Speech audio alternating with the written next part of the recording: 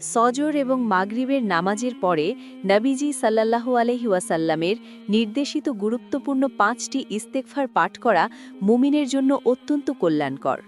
রাসূল সাল্লাল্লাহু আলাইহি ওয়াসাল্লামের শেখানো এই মূল্যবান আমলগুলো নিয়মিত করলে মহান আল্লাহ তাআলা বান্দার জীবনের সকল কঠিন বিপদ-আপদ দূর করে দেন। দুনিয়া ও আখেরাতের যাবতীয় বালা মুসিবত এবং মনের গভীরের সকল দুঃখ কষ্ট ও দুশ্চিন্তা থেকে মুক্তি পাওয়ার জন্য এই ইস্তেগফারগুলো পড়ার বিশেষ গুরুত্ব রয়েছে। পারিবারিক বা ব্যক্তিগত জীবনের অভাব অনটন এবং দারিদ্রতার অভিশাপ থেকে বাঁচতে চাইলে সকাল ও সন্ধ্যায় এই বিশেষ আমলগুলো করার পরামর্শ দেয়া হয়েছে। যারা ঋণের ভারে জর্জরিত এবং ঋণ পরিশোধের কোনো পথ খুঁজে পাচ্ছেন না, তারা নিয়মিত এই ইস্তেগফারগুলো পাঠ করলে আল্লাহর পক্ষ থেকে বিশেষ সাহায্য লাভ করবেন। আল্লাহ পাক রব্বুল আলামিনের নিকট কোনো কিছু চাইলে তিনি বান্দাকে খালি হাতে ফেরান না, বরং প্রার্থিত বস্তু দান করেন বলে হাদিসের বর্ণনায় পাওয়া যায়। ভিডিওটি একটুও না টেনে সম্পূর্ণ দেখলে আপনি জানতে পারবেন কোন সেই ৫টি ইস্তেগফার যা পাঠ করলে আল্লাহ তাআলা আপনার জীবনকে সুখময় ও সমৃদ্ধ করবেন। আল্লাহ রাসূল সাল্লাল্লাহু আলাইহি ওয়াসাল্লাম ইরশাদ করেছেন, যে ব্যক্তি আমার কোনো হাদিস শুনেছে এবং তা অন্যের কাছে পৌঁছে দিয়েছে, আল্লাহ তার চেহারা উজ্জ্বল করে দিন। সুনানে আবু দাউদ শরীফের ৫১৫ নম্বর হাদিসে দ্বীনের কথা অন্যের নিকট পৌঁছে দেওয়ার এই বিশেষ ফজিলত ও মর্যাদার কথা স্পষ্টভাবে উল্লেখ করা হয়েছে। আপনি যদি এই ভিডিওর তথ্যগুলো অন্যদের সাথে শেয়ার করেন, তবে আপনিও হাদিসে বর্ণিত সেই বিশেষ সওয়াব এবং ফজিলত অর্জনের অংশীদার হতে পারবেন ইনশাল্লাহ। ইস্তেগফার পাঠ করলে যে শুধুমাত্র গুনাহ মাফ হয় তা কিন্তু নয়, বরং এর মাধ্যমে পার্থিব জীবনেও অগণিত নেয়ামত ও পুরস্কার লাভ করার সুযোগ তৈরি হয়। রাসূল সাল্লাল্লাহু আলাইহি ওয়াসাল্লাম আমাদের বারবার ইস্তেগফার করার প্রতি তাগিদ দিয়েছেন, কারণ এর মধ্যেই বান্দার জন্য ইহকাল ও পরকালের প্রকৃত শান্তি নিহিত রয়েছে। নবীজি সাল্লাল্লাহু আলাইহি ওয়াসাল্লাম মাসুম বা নিষ্পাপ হওয়া সত্ত্বেও প্রতিদিন আল্লাহ দরবারে ১০০ বারেরও বেশি তওবা ও ইস্তেগফার পাঠ করতেন বলে জানা যায়। হযরত আবু হুরায়রা রাদিয়াল্লাহু আনহু থেকে বর্ণিত হাদিসে বলা হয়েছে যে নবীজি দৈনিক ৭০ বারেরও অধিক আল্লাহর কাছে ক্ষমা চাইতেন এবং তওবা করতেন। যার আগের এবং পরের সকল গুনাহ ক্ষমা করে দেয়া হয়েছে, সেই নবী যদি এতবার ইস্তেগফার করেন, তবে আমাদের মতো সাধারণ মানুষের কত বেশি তওবা করা উচিত।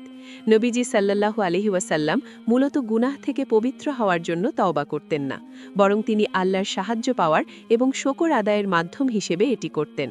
বিপদ-আপদ ও দুশ্চিন্তা থেকে মুক্ত থাকা এবং অভাব অনটনের হাত থেকে বাঁচতে ইস্তেগফারের কোনো বিকল্প নেই বলে ইসলামিক স্কলারগণ বারবার মত দিয়েছেন। আজকের এই আলোচনার মাধ্যমে আমরা ৫টি শক্তিশালী ইস্তেগফার শিখব, যা পাঠ করলে আল্লাহ তাআলা আপনার জীবনের পেছনের সকল ছোট বড় গুনাহ ক্ষমা করে দিবেন। আল্লাহ পাক রব্বুল আলামিন গায়বীভাবে আপনাকে সাহায্য করবেন এবং অভাবের সময় এমন জায়গা থেকে রিজিক দিবেন যা আপনি কখনো কল্পনাও করতে পারেননি। পবিত্র কোরআনের সূরা ফুরকানের ৭০ নম্বর আয়াতে বলা হয়েছে, যে ব্যক্তি তওবা করে এবং নেক আমল করে, আল্লাহ তার পাপগুলোকে নেকিতে পরিবর্তন করে দেন। আল্লাহ তাআলা অত্যন্ত ক্ষমাশীল ও পরম দয়ালু বলেই তিনি বান্দাকে বারবার তওবা করার সুযোগ দেন এবং তওবাকারীকে নিজের বন্ধুর মতো ভালোবাসেন। বিপদ থেকে মুক্তির পথ বের করে দেয়া এবং কঠিন মুসিবতের সময় সঠিক দিশা পাওয়া ইস্তেগফারের অন্যতম বড় একটি পুরস্কার, যা মহান আল্লাহ ওয়াদা করেছেন। যে ব্যক্তি সর্বাবস্থায় আল্লাহর উপর ভরসা করে এবং তাকওয়া অবলম্বন করে, আল্লাহ তার জন্য যথেষ্ট হয়ে যান এবং তাকে অকল্পনীয়ভাবে রিজিকে বরকত দান করেন। তওবা ও ইস্তেগফার করার মাধ্যমে বান্দা আল্লাহর খুব নিকটে পৌঁছে যায় এবং নিজের অজান্তে করা সকল ভুলের জন্য অনুশোচনা করার সুযোগ লাভ করে। মরুভূমিতে হারিয়ে যাওয়া উট খুঁজে পেয়ে একজন মানুষ যতটা আনন্দিত হয়, তার চেয়েও বেশি খুশি হন মহান আল্লাহ যখন কোনো বান্দা তার কাছে তওবা করে। সুনানে আবু দাউদের ১৫১৮ নম্বর হাদিসে বলা হয়েছে, যে ব্যক্তি ইস্তেগফারকে নিজের জন্য আবশ্যক করে নেয়, আল্লাহ তার সকল সংকীর্ণতা দূর করে দেন। অভাবগ্রস্ত কোনো ব্যক্তি যদি মানুষের কাছে নিজের সমস্যার কথা বলে, তবে তার অভাব দূর হয় না, বরং সে আরও বেশি লাঞ্ছিত ও বঞ্চিত হবার সম্ভাবনা থাকে। পক্ষান্তরে যে ব্যক্তি নিজের অভাব ও অভিযোগ নিয়ে সরাসরি আল্লাহ দরবারে হাজির হয় এবং সাহায্য চায়, আল্লাহ তার সকল সমস্যার সমাধান দ্রুত করে দেন। বিস্ময়কর এক হাদিসের বর্ণনায় এসেছে যে এক ব্যক্তি সারা জীবন গুনাহ করার পর মৃত্যুর আগে সন্তানদের বলেছিলেন তার দেহ পুড়িয়ে ছাইগুলো সাগরে ও স্থলে ছড়িয়ে দিতে। সে ব্যক্তি ভেবেছিল এভাবে ছড়িয়ে পড়লে আল্লাহ হয়তো তাকে আর পাকড়াও করতে পারবেন না, কারণ সে আল্লাহর আযাবের ভয়ে অত্যন্ত আতঙ্কিত ও ভীত ছিল। আল্লাহ তাআলা সাগর ও জমিনকে আদেশ দিলেন তার দেহের প্রতিটি অংশ একত্রিত করতে, এবং মুহূর্তের মধ্যেই সেই ব্যক্তিকে আল্লাহর সামনে হাজির করা হলো। আল্লাহ তাকে জিজ্ঞেস করলেন, কেন সে এমনটি করেছে? তখন সেই ব্যক্তি উত্তর দিল যে, আপনার ভয়ের কারণেই আমি নিজেকে ছাই করে দেওয়ার কথা বলেছিলাম। আল্লাহর প্রতি সেই গভীর ভয় এবং অন্তরের অনুশোচনা দেখে মহান আল্লাহ তাআলা খুশি হয়ে তৎক্ষণাৎ সেই ব্যক্তিকে জান্নাতের জন্য ক্ষমা করে দিলেন। আমাদের কখনোই আল্লাহর রহমত থেকে নিরাশ হওয়া উচিত নয়, কারণ আল্লাহ বলেছেন, আমার রহমত থেকে তোমরা কখনো হতাশ হইও না, যা সূরা আরাফে বর্ণিত। যতই গুনাহ হোক না কেন, যদি আমরা সত্যিকারের অনুশোচনা নিয়ে আল্লাহর দিকে ফিরে আসি, তবে তিনি আমাদের অবশ্যই ক্ষমা করবেন এবং বুকে টেনে নেবেন। হযরত আলী রাদিয়াল্লাহু আনহুর নিকট এক ব্যক্তি গিয়ে নিজের গুনাহের কথা বললে তিনি তাকে বারবার তওবা করার এবং ইস্তেগফার চালিয়ে যাওয়ার পরামর্শ দেন। শয়তান সবসময় চায় মানুষকে গুনাহের কাজে ব্যস্ত রাখতে, কিন্তু বান্দা যখন তওবা করে তখন শয়তান অত্যন্ত লজ্জিত ও অপমানিত হয়ে সেখান থেকে পালিয়ে যায়। মানুষের মাঝে গুনাহ করার পর তওবা করার এবং নিজের রবের কাছে ফিরে যাওয়ার ক্ষমতা আছে বলেই আল্লাহ তাআলা মানুষ জাতিকে সৃষ্টির সেরা হিসেবে মর্যাদা দিয়েছেন। মুসলিম শরীফের 2748 নম্বর হাদিস অনুযায়ী যদি মানুষ গুনাহ না করত, তবে আল্লাহ এমন এক জাতি সৃষ্টি করতেন যারা গুনাহ করত এবং পরে ক্ষমা চাইত। আল্লাহ তাআলা তওবা কবুল করার জন্য পশ্চিম আকাশে একটি বিশাল দরজা খুলে রেখেছেন, যার প্রশস্ততা 70 বছরের পথ এবং যা কিয়ামত পর্যন্ত খোলা থাকবে। বান্দা যখন নিজের ভুল স্বীকার করে অনুতপ্ত হয় এবং আল্লাহর কাছে ক্ষমা চায়, তখন মহান আল্লাহ সেই বান্দার সকল আমলনামা পবিত্র করে দেন। রাতে ঘুমানোর আগে আস্তাগফিরুল্লাহাল আজিম আল্লাযী লা ইলাহা ইল্লা হুয়াল হাইয়ুল কাইয়্যুম ওয়া আতুবু ইলাইহি পাঠ করলে সমুদ্রের ফেনা পরিমাণ গুনাহ মাফ হয়।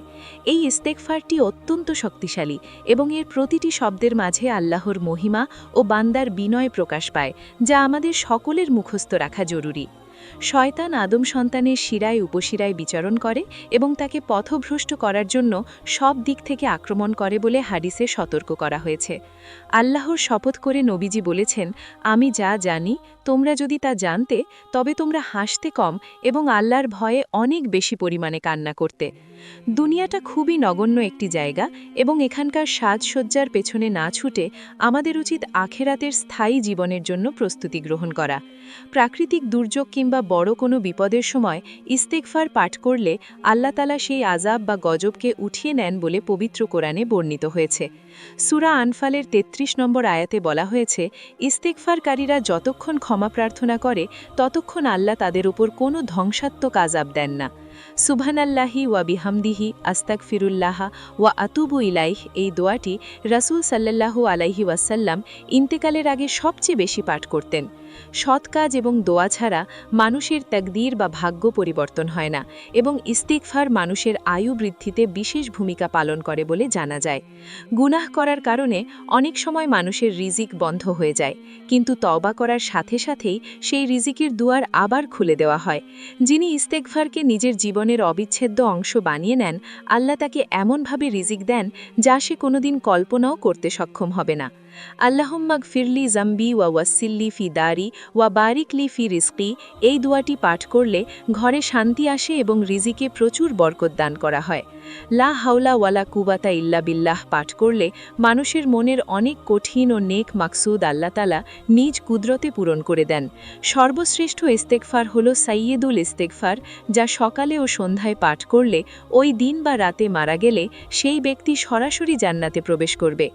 ঋণ মুক্তির জন্য আল্লাহুম্মা কফিনি বিহালালিকা আন হারামিকা ওয়া আগনিনি বিফাদলিকা আম্মান সিওয়াকা এই দোয়াটি নিয়মিত আমল করা প্রয়োজন। আল্লাহ পাক রব্বুল আলামিন আমাদের সবাইকে এই 5টি ইস্তেগফার নিয়মিত পাঠ করার এবং সেই অনুযায়ী আমল করে জীবনকে ধন্য করার তৌফিক দান করুন। বিপদ আপদ থেকে ও দারিদ্রতা থেকে মুক্তি পেয়ে যেন আমরা সবাই আল্লাহর প্রিয় বান্দা হতে পারি, সেই কামনায় আজকের আলোচনায় এখানেই শেষ করছি।